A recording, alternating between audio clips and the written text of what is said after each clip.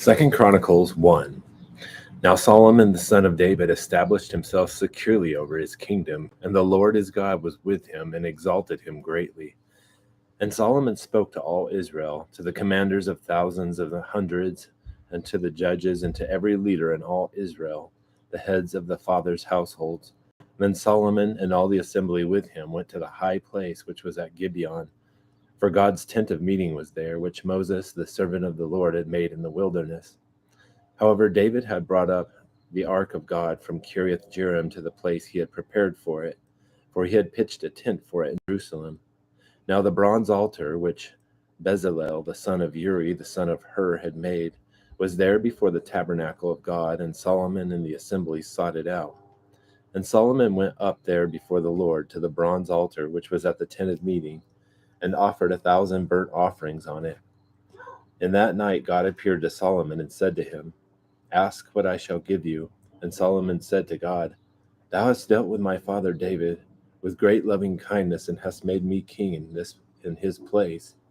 Now, O Lord God, thy promise to my father David is fulfilled, for thou hast made me king over a people as numerous as the dust of the earth. Give me now wisdom and knowledge, that I may go out and come in before this people. For who can rule this great people of thine? And God said to Solomon, Because you had this in mind and did not ask for riches, wealth, or honor, or the life of those who hate you, nor have you even asked for long life, but you have asked for yourself wisdom and knowledge, that you may rule my people, over whom I have made you king. Wisdom and knowledge have been granted to you. And I will give you riches and wealth and honor, such as none of the kings who were before you has possessed, nor those who will come after you. So Solomon went from the high place which was at Gibeon, from the tent of meeting, to Jerusalem, and he reigned over Israel. And Solomon amassed chariots and horsemen. He had 1,400 chariots and 12,000 horsemen, and he stationed them in the chariot cities and with the king at Jerusalem. And the king made silver and gold as plentiful in Jerusalem as stones, and he made cedars as plentiful as sycamores in the lowland.